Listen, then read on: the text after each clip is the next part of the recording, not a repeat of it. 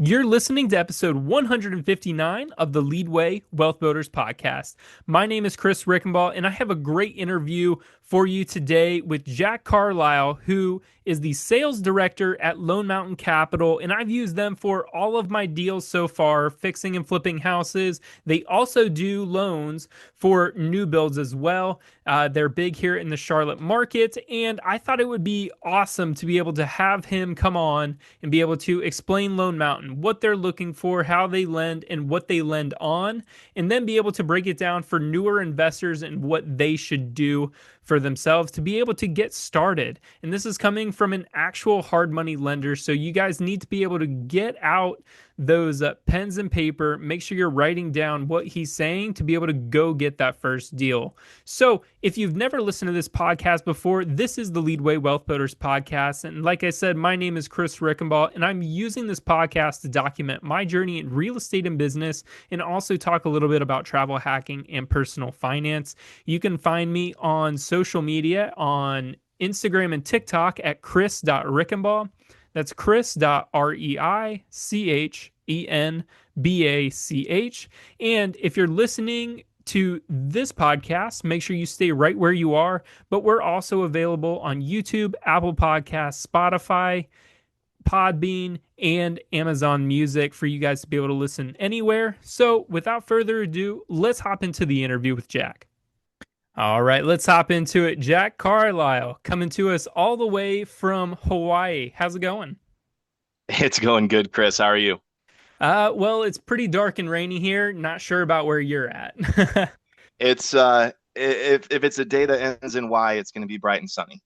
So you work for Lone Mountain Capital, and we're going to dive into all of that today. So to kind of introduce us to you, what's a good 2-minute introduction? Yeah, absolutely. So my name's obviously Jack. I've been in real estate in one way or another pretty much my entire adult life. I am very, very proud of the fact that I'm a college dropout. I dropped out to do a fix and flip, and completely changed the trajectory of my life forever. I have three amazing kids, a beautiful wife, a dog, living the American dream.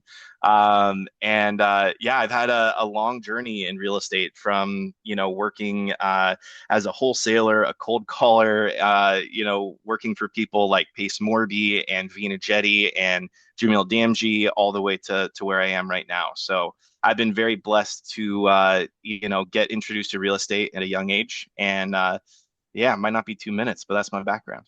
Yeah, that's awesome. It's good to know that you have such a full background. And today's episode is going to be mainly focusing on who you work for now, which is Lone Mountain Capital. So, how did you start working for Lone Mountain? Yeah, so I think it's destiny is a cheesy answer, but I think that is the right answer. Real estate is always, or almost always until a couple years ago, been my side project. I've worked. I opened up a restaurant when I was younger. Got out of that. Got into tech sales. All sorts of remote software sales jobs, and I had always had an idea of kind of marrying these two things together, and building a real estate business to a big enough point where you can quit your W-2 is a very scary thing to do, and so I never really made that jump. And so I was in a position where I was looking for a new role. Living in Hawaii is it's a little bit tough. There's a big time difference between here and the mainland. And when I came across Lone Mountain, something about it just called to me. We're a young, hungry, quickly growing company that's doing lending in a little bit of a different way. And I felt like my background as an investor, my background working in sales, can kind of marry really well together here. And it's been incredible. Yeah, that's awesome. And just going back in between me and yours relationship, probably should have started with this, but I've been using Lone Mountain ever since my first flip last year. And then we've used you for pretty much all of my deals so far. And with that relationship growing, I've been able to meet you. I feel like we call once or twice every single week. Hey, Yep. and through growing that relationship, we're kind of able to work with each other. You're able to give me a little bit more detail on, the deals that I'm specifically looking for. What helps you guys? And then, if I ever run into issues, I'm able to lean on you guys and say, hey, this is what's going on. And, and that's just building the relationship. So, let's hop into exactly what Lone Mountain is. So they are a hard money lender, but what projects does Lone Mountain typically fund? Give us a little bit of background on Lone Mountain in general, and then what types of deals they typically fund. Absolutely. So we've always had a mindset of digging one hole very deep rather than one hole very wide. So we try to keep it really simple with what we offer. We fund fix and flips and new construction projects for single family real estate, anything from 1 to 4 doors. Mostly we're based in the Southeast. We have a huge presence in the Midwest as well. We're lending in about 18, 19 states now. North Carolina and Georgia, though, are by far and away our strongest markets. Gotcha. Gotcha. So, going into, the fix and flips and new construction, what are you kind of seeing more of in the market right now?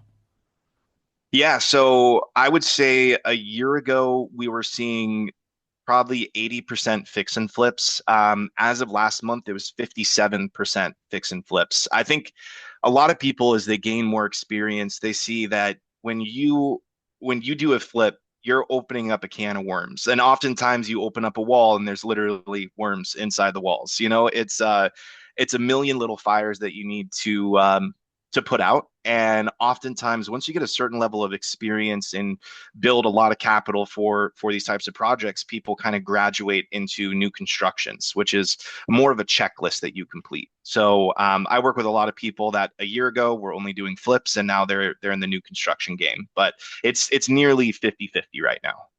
Yeah, it's definitely interesting. And, being in the Charlotte market specifically, as soon as you get here, you go to your first meetup, people are asking you, oh, are you into new builds yet? It's like, oh my gosh, like, no, I'm just fixing and flipping. And they're like, all right, you'll get there.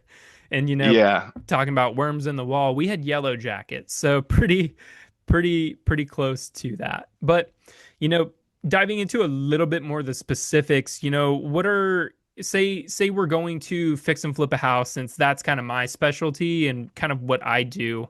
What's typical rates, terms, and loan to value requirements for new investors to be able to get started with Yeah. you guys? Yeah, absolutely. So on flips, you're looking at anywhere between 87.5 to 93% LTC, and then we can go up to 75% loan to value. And in that, we can do something pretty cool with the interest payments, where if there's room in the loan to value, we can defer interest for up to 6 months. So we basically take your interest payment and build it into the loan itself. So for Uh, the newer flippers and listening, could you go into a little bit of the LTC and LTV just to break down like how that all kind of works into be able to giving the loan? Yeah, absolutely. So if you guys want to pull out a calculator and follow along with me, let's say we have a purchase price of $100,000 that needs $50,000 worth of rehab. So you have a $150,000 project cost. And it comes out that I can offer you 90% LTC. So 90% of 150 is 135. So on a project like that, you would be bringing $15,000 of the purchase price plus the closing cost to the closing table. And then the loan to value is basically that, not the 150, but the 135, the loan amount, divided by what the ARV is. So let's say this one is worth $200,000. We have a 135 loan. That comes out to 67.5% loan to value. So this would be like a perfect one where interest could be put into the loan as well. Gotcha. So yeah, because to break it down for the listeners, you're buying it under that certain threshold, and that's what gives the ability to give the loan, right? Exactly. Yeah, it's the value that you're creating with the rehab. So that's really, as a lender, that's one of the most important numbers that we can look for. Now, a unique thing here, most lenders require an appraisal. That's going to take 2 to 3 weeks to get done. It's going to take a week for them to then update your terms right before closing, and then you close. but you don't find your values the way you do your math. You don't get an appraisal. We're all running comps. We're using Privy, we're using PropStream, we're looking at county records, MLS. We're looking at what has sold in the area recently, and that's how we find the value from a property. So this is why when you're, working with a hard money lender, it's so important to understand how to run comps, and find an accurate value on that property, because that's what can really help speed your career along. If you can get accurate on that, you can know from day one whether it's a good deal or not. Yeah, and building on that, I think something that really, I love working with Lone Mountain on is that there's no inspections because, you know, like you said, that slows everything down. You guys are able to close within 48 hours. It's like 24 hours of getting a clear title, normally 48 hours from when I see the address for the first time. Gotcha. Yeah, so you guys are able to work super quick, and other hard money lenders that they call out, they reach out to you, they're like, "Okay, here's our inspection, here's our draw process." And the speed I think is something that really attracted me to Lone Mountain. Even working on that first deal, as I got a couple in, I was able to really see kind of the flow. I was able to kind of start understanding loan to costs, loan to value. And now that helps me because, I wasn't exactly trying to flip in the beginning. I was trying to buy a bunch of subject to deals and then wholesale them and then kind of landed in flipping. So it's kind of like learning all of these things. And there's so many numbers on that term sheet. And I actually interviewed another one of my buddies. He does some different type of loans earlier on the podcast. One of the ones over 100, and he was able to break down like all the DSCR, all the hard money lending, and it was very eye opening because it's like, okay, write this down, check back at a later time because that helps me run the deals. But for those newer investors, if somebody wanted to start working with Lone Mountain for the first time, what would they need for a hard money loan? Yeah, so what they would need for a hard money loan, we essentially have two sets of requirements. There's borrower requirements and then deal requirements. The deal requirements are by far and away the most important thing. So as a borrower, you need to have a 650 plus credit score, and then have some sort of experience. Someone on the LLC needs to have some sort of experience either as an investor or getting their hands dirty on a project. So we can absolutely work with first-time investors, but we want to see that there's some sort of experience in real estate. Experienced wholesalers are very much so, in that category. Yeah, and your meaning on or something I want to point on is that the LLC. So you do need an LLC to work with Lone Mountain. Yes. Yes. Yeah, Yeah. I think we went through that on your first one. We might have. Yeah, so you definitely need an LLC in order to close on a project. Most hard money lenders, they don't lend to people, they lend to businesses. So when you purchase the property, it's in the name of the LLC. When you get the loan, it's in the name of the LLC. That's also a much safer way to do business. It's called a limited liability corporation. You're limiting your liability by doing it through that, through your business. Yeah, and absolutely. So one of the other things, I hear a lot from first-time investors is, "Oh, well, I don't have the experience." But like you said, getting your hands dirty, like I managed the renovation on this my primary home, and I managed the contractors, the people, the money, and the funds. And would that count as it or as your experience, or are you looking for something? Are you looking for something along that line or, has done a little bit of work on a house to be able to understand the numbers?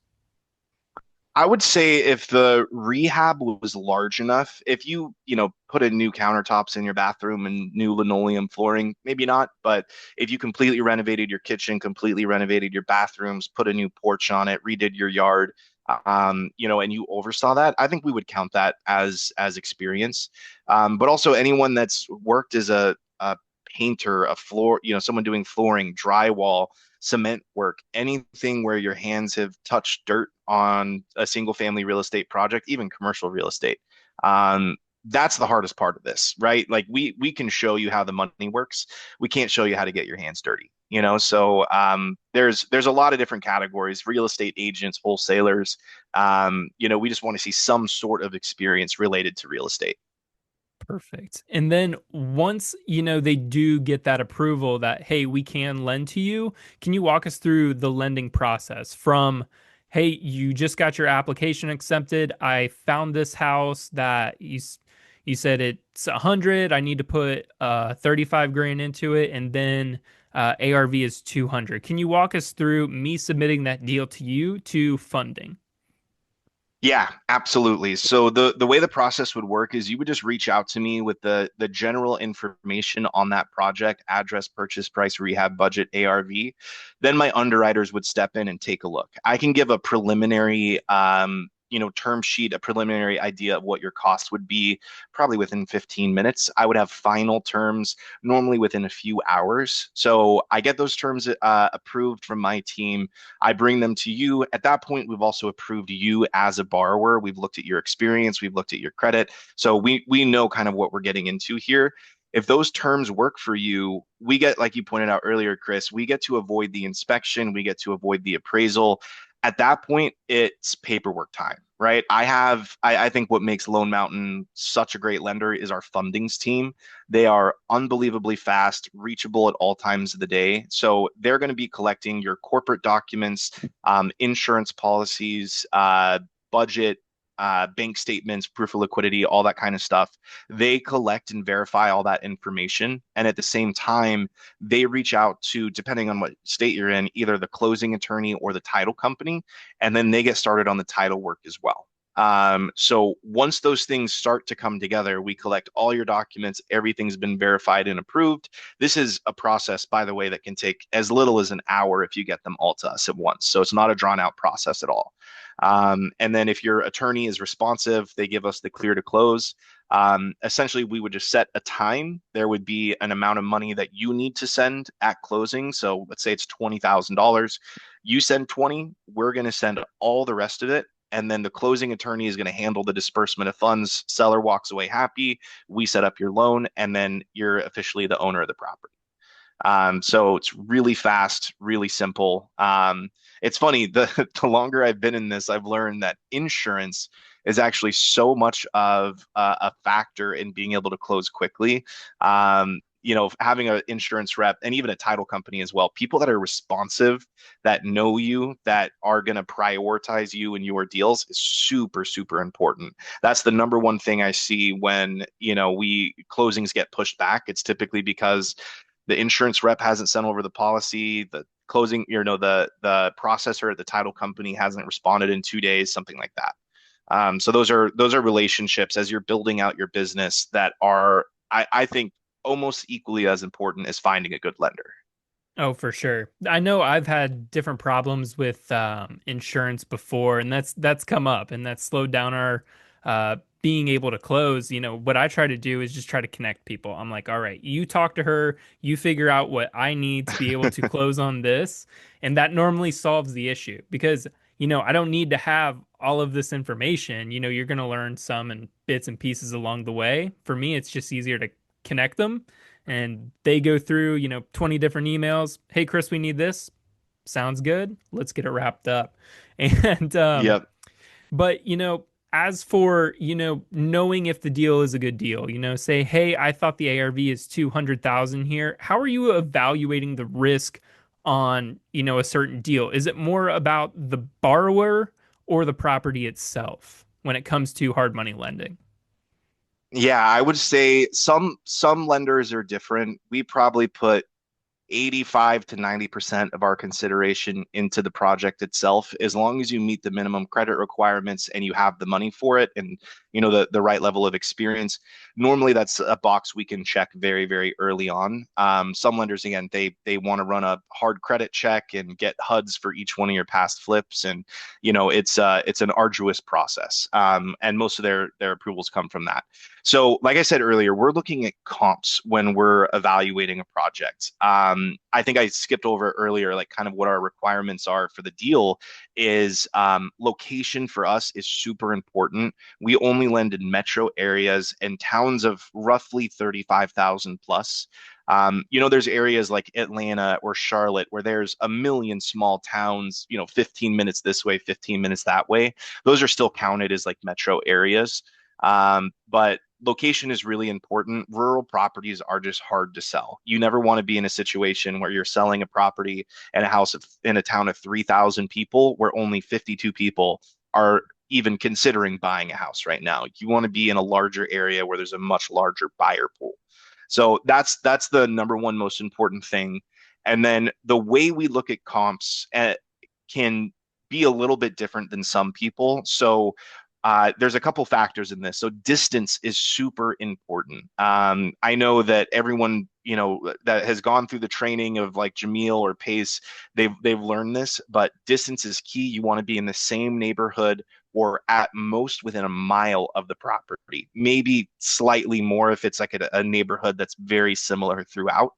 But you want to have at least 2 to 3 comps within a mile that are within 20% of the size of that project. So if you have a 2,000 square foot house, don't look at an 1,100 square foot house. You have to think of the value of the land and how that impacts what that sells for. If it's on the same size lot, the smaller house sells at a higher value per square foot.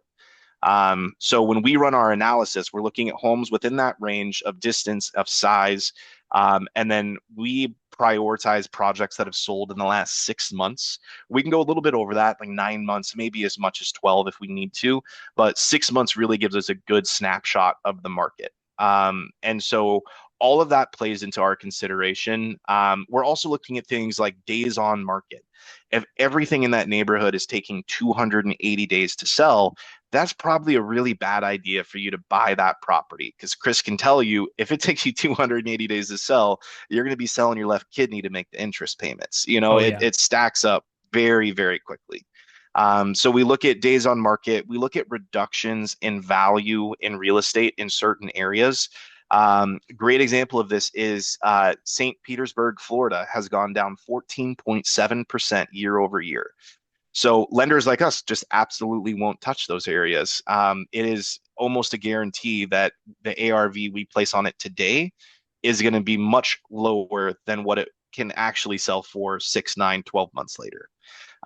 So reductions in value in real estate play into it. And then crime as well. I think we always envision that like run down hoarder house kind of cracked and something that you get it so cheap and has so much potential, but you need to look at where a property is as well. If you want to create a beautiful finished product, you need to have homes in the area that are also beautiful finished products. You don't want to have the nicest house in the worst neighborhood. Those are going to be very, very hard to sell as well. And so that kind of makes up everything that goes into our consideration on what our leverage is on a deal, whether we'll approve it or not, and then what we believe the final value is. Yeah, definitely makes sense. So, what is the advice for these investors, trying to structure the deals? How can they make that deal more attractive to you? And I think that was going to be my next question, but I think you answered it perfectly. Buying in the right area, making sure your numbers are accurate, not just trusting the wholesaler's numbers, because making sure you're in that same neighborhood pulling comps. And I think you highlighted it right there of, here's how you make this deal attractive. And Jack, if you could highlight that, couple minutes of what he just said, you're going to be able to pull a good deal just from what he said in, that minute or two of this conversation. Where to buy, how to buy, what's the market doing, pull within a mile or that same neighborhood. And most of the time, you're going to be able to get that deal funded. So Yeah, and go ahead. just another note on that I don't think when I went through my training, I've done multiple mentorships, and when I got into real estate, I always looked at it as my purchase price being a percent of the ARV. And I think that's how all of us do it, right? Like if you get it at that price, it's going to make sense. The deal's going to close and be profitable. The way I would flip that around is I would look at use 90% as your guiding number, because that's where a lot of lenders are around there, a little bit lower, a little bit higher, but 90% is a pretty good mark. Take your purchase price, add your budget, multiply by times zero point 0.9 to give you 90% of that number, and divide it by the ARV. If that number is at 75% or dangerously close to 75%, it may not be the best deal, not necessarily a bad deal, right? But it may not be the best deal. So if you're running numbers and considering putting in an offer, add that into your equation. If you come back at this is 80%, loan to value, no lender is going to be able to touch that, right? So play with your numbers. Maybe your offer has to be a little bit lower. Maybe you're not going to put in all new kitchen cabinets. Maybe you're going to refinish the kitchen cabinets. You can get really creative with ways to bring down those costs. But if you do it the right way, and Chris, I think you're fantastic at doing this. When you bring me numbers on a deal, you're guaranteeing that it works. Now, not every offer gets accepted, obviously, but Yeah. you know where you need to be to make that deal work and to be profitable. And I think being picky is super important. How many times have you had a deal where you're like, yeah, I'm going to pass on it. Actually, I'm not going to do it anymore. Oh Like yeah. 50 times, you know what I mean? Yeah. Uh, I think it's easy to I think it's easy to listen to the people that are trying to sell you something. Your real estate broker, your real estate agent, the wholesaler. Oh, this is what the value is. This is what's going on in the market. Anyone who's trying to sell you something is going to be willing to exaggerate certain facts. As a lender, yes, we make money off of writing loans, but we also lose a lot of money when projects don't go well or end up in foreclosure. So we are as risk averse as it comes. So whether it's you talking to me or talking to another lender, realize that whatever value they give you, they might be being conservative, but that's in your best interest. Yeah. And that's super important for wholesalers listening too, because I've seen so many come across my table. Uh, New Western's a big one that comes to mind because there's numbers are so blown out of the water to where they can go purchase that, and they're not taking this huge risk, but they're still making a solid spread. And just because a wholesaler is sending you a deal doesn't mean it's a good deal. It doesn't mean their ARVs are accurate, and most of them generally don't know, how to run a rehab. So if they're saying 30 to 40, it's like I've walked plenty of houses to where, it looks like you just got to put lipstick on it and you end up putting 50 to 60,000 into it easy and maybe Yep. more. And that's been even my last house. I'm like, "Oh, this will be an easy, fix and flip property, but it's like, hey, we need to add the second bathroom to get about 40 to 50 grand more of ARV." And I said, "Well, sounds like we got to do it." So now we got to figure it out. And that's just also working with experienced agents, but being able to lean on Lone Mountain, for those, because they are looking out for you. They're not going to fund a bad deal. So, it's better to, have your rep or sales director to be able to look into that for you and say, hey, this is what I think the ARV is. What are you guys getting? And be able to go from there, because, this whole podcast is being able to teach you exactly how to look for deals. So, you know, getting closer to the end here, but what's something that makes Lone Mountain a little bit different than other hard money lenders? Because everybody and their brother is going to be reaching out to you if they flip houses, and they're going to say, "Hey, we're the best. We have this." So what is making Lone Mountain different from the other hard money lenders? Man, this could be a laundry list. I think our speed and service really are the things that differentiate us from anybody else. I don't want to drop any names, but there is a massive national lender that starts with a K that everybody knows about, where you are going to get everything slowly, right? It's going to take 3, 4, 5 weeks to close. It's going to take a week, maybe even a week and a half to get a draw processed. When you reach out to them 6 months later on your next flip, it's going to take 5 days to get a response from someone different than you talked to before. So you're a number on a spreadsheet in this massive corporation. Lone Mountain, I mean, we are 23 people, right? We're a privately funded small local lender.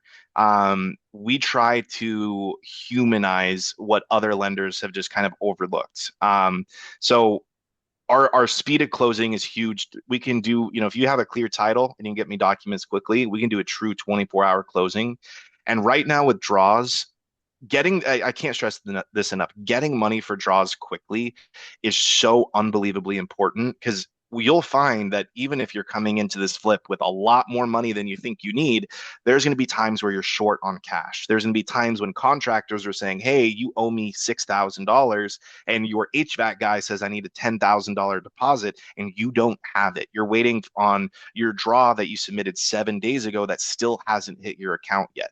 So you're waiting, you're doing nothing. No one's working on the property. And that can add on if you have 6, 7, 8 draws over the course of a project, that can add 6, 7, 8 weeks to the timeline of the project. Now you're spending $5, $6,000 more in interest. It's that much less profitable. So being able to get draws quickly, in an hour, same day, next day, that is hugely, hugely important. I think that's one of our biggest differentiators.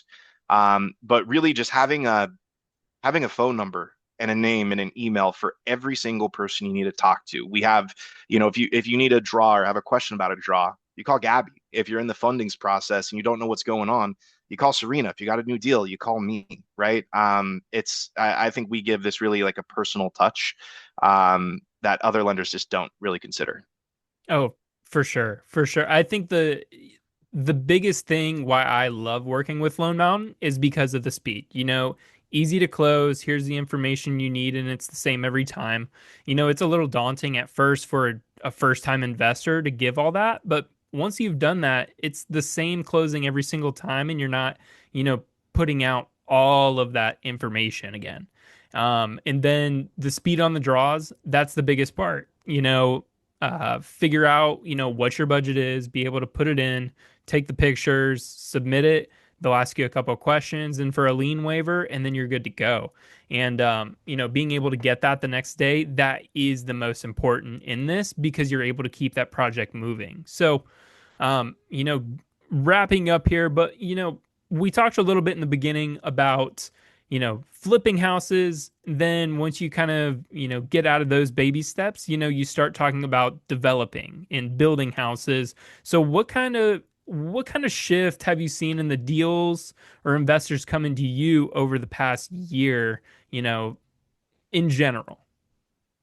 Yeah, so if you're in Charlotte, you are aware of the new regulations that allow you to split basically any single family lot and build a duplex on it. Charlotte and some other cities in the US, a lot of them, they don't want the density, but they've reached a point where they need more density. They can't continue to spread out. They need to have more people in a smaller space.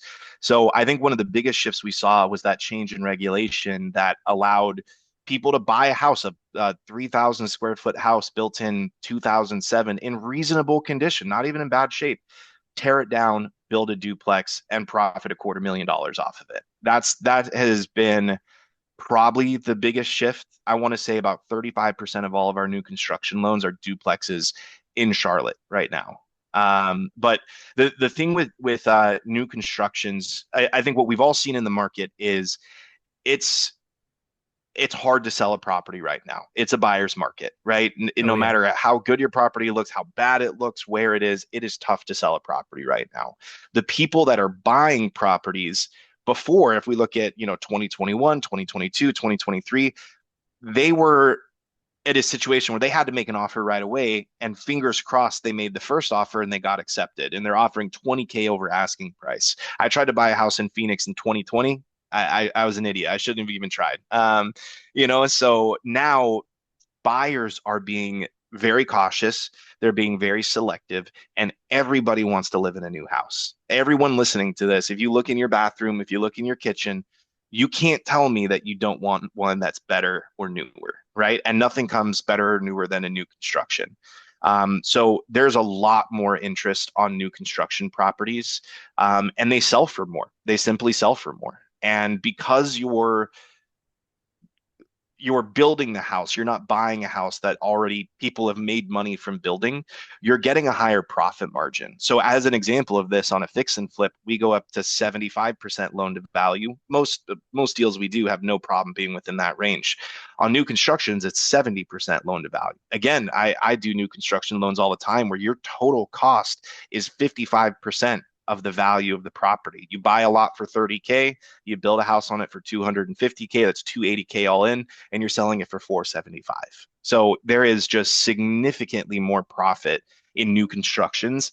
It's just a longer timeline. There's no way you're getting it done in under a year. If a builder ever tells you that, I would look at that as a red flag. That's not realistic. But it's also a lot more capital that you're putting out when you're purchasing $60,000 in a lumber package. So it's a little bit of a different ball game, but it is a lot more profitable. The process is a lot more simple. It's rather than putting out a million small fires, you're completing that checklist. So I think the shift right now is happening because people are struggling a little bit to sell their flips. People that disagreed on the ARV and thought they were right are now struggling a little bit. And even in markets that were really strong 6 months ago, it's getting a little bit tougher. So new constructions, I think, they oftentimes sell faster. They sell at a higher price, much more profit. So I think people are kind of coming to that realization as flips get tougher. Yeah, it's definitely been a different change in the market, and that's, refreshing to hear, everybody's kind of struggling together. Well, Jack, I really appreciate your time here. I'll let you get back to work. I know you're still in the morning over there. What, 9:30? Yeah, about 9:30 here. Oh my gosh, you're getting up at like 2. Yeah, yeah. Yeah, that's But rough. But when you do what you love, it's worth it. When you do what you love, it's worth it. there you go. There you go. Well, Jack, if somebody wants to work with you, wants to work with Lone Mountain, what's the best way to get in contact with you? Yeah, give me a call or shoot me an email. My number is 704-909-6533. And my email is jack@lonemountaincapital.com. Perfect. So anybody wanting to, do their first deal, reach out, see if their property qualifies, if Lone Mountain lends in their state, go check out their website, go talk to Jack, and go get that first deal. So Jack, thank you so much for being on the Leadway Wealth Builders podcast. For anybody willing, I will put all of that contact information in the description below. But thank you for tuning in to another episode of the Leadway Wealth Builders podcast with me, Chris Rickenbaugh, and Jack Carlile with Lone Mountain Capital. I'll see you on the next one.